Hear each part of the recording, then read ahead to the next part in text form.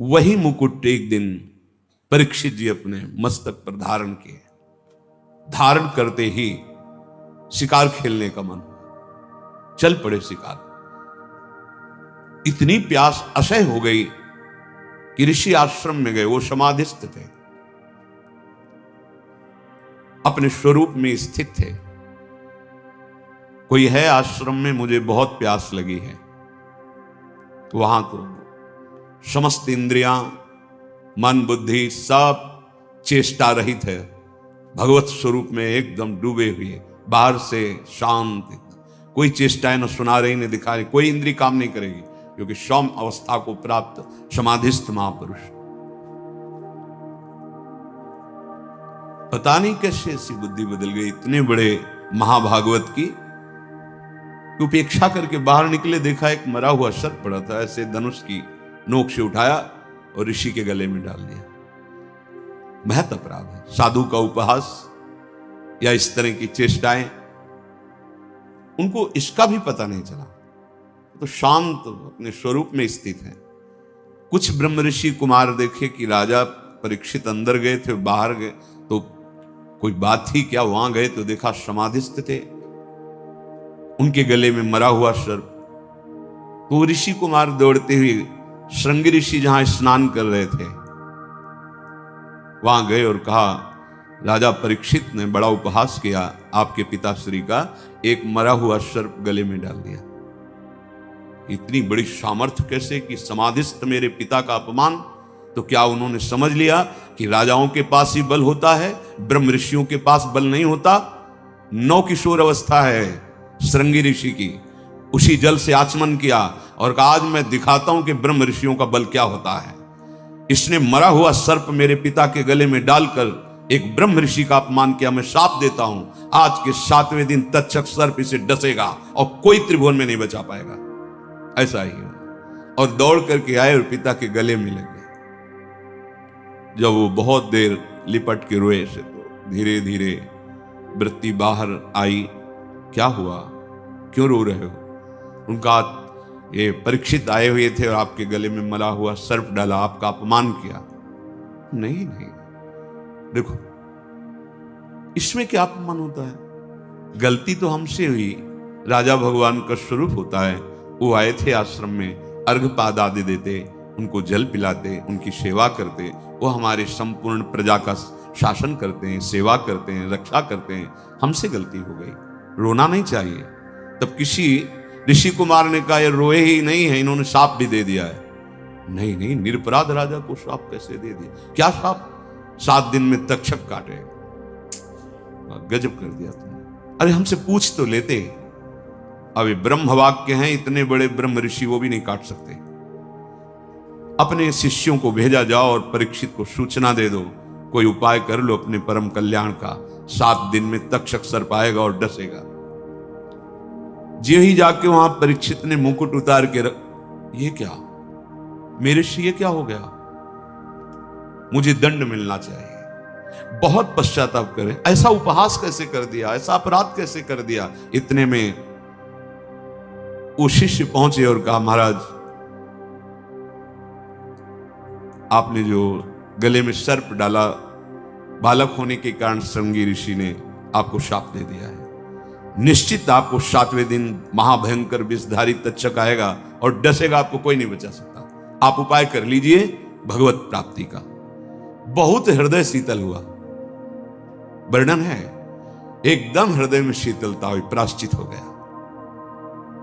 तत्काल सर्वस्व का त्याग, सम्राट पद पर जन्मेजय का तिलक और गंगा के किनारे 7 दिन तक भगवान सुखदेव जी के द्वारा गाई हुई भगवत चर्चा श्रवण की और बीच में प्रार्थना की थी कि भगवान आप चिंता मत कीजिए, ये भूख और प्यास मुझे अब परास्त नहीं कर सकती।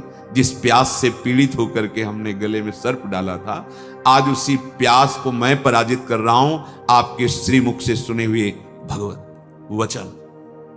विचार करो, इतने बड़ा श्राप सुनने के बाद उनके हृदय में कोई शोक नहीं, शांत हृदय, 7 दिन कुछ खा पी नहीं, शांत हृदय। भक्त का हृदय शांत होता है। उनके गले में सर्प डाला हुआ शांत नहीं हुए, कोई बात नहीं। अगर हम भगवत दर्शन करना चाहते हैं, महासुख में निमग्न होना चाहते हैं, दुख मिटाना चाहते हैं, तो शांत होना स्वभाव में लाए। अशांत स्वभाव नहीं। अशांतस्य कुतः सुखम।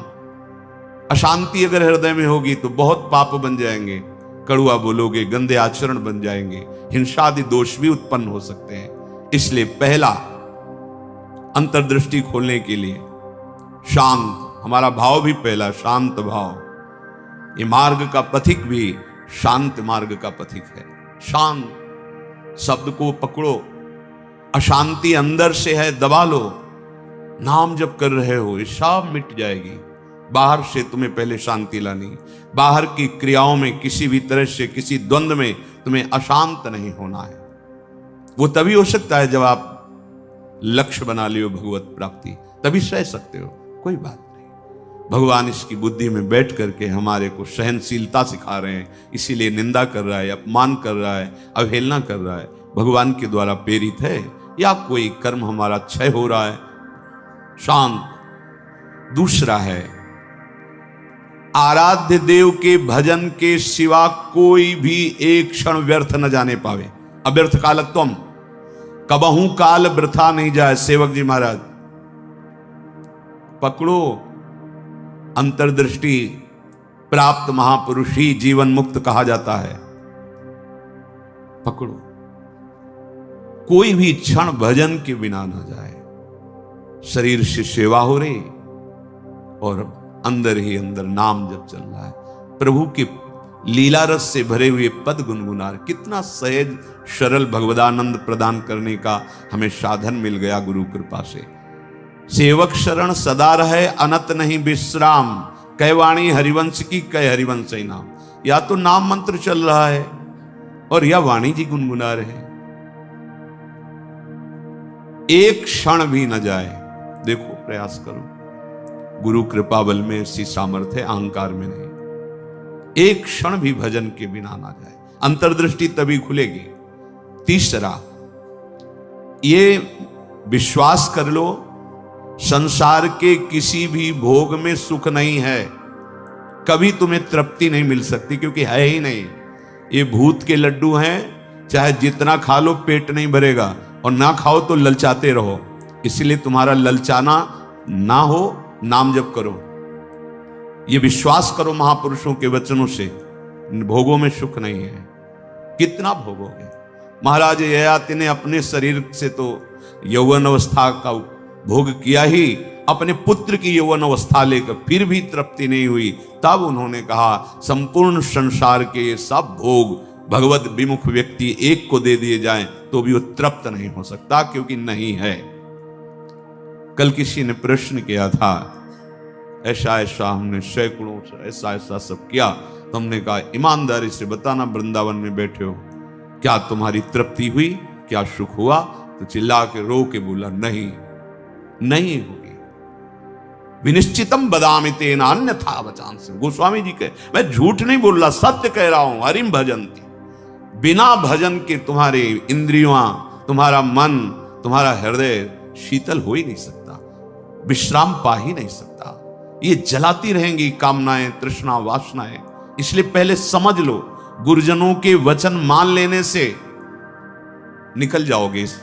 अगर अनुभव करने की चले भोग राज्य में, तो आज तक कोई ऐसा नहीं हुआ कि स्वयं लौट पाया हो। हमारी आपकी तो बात जाने दो, बड़े बड़े महापुरुषों में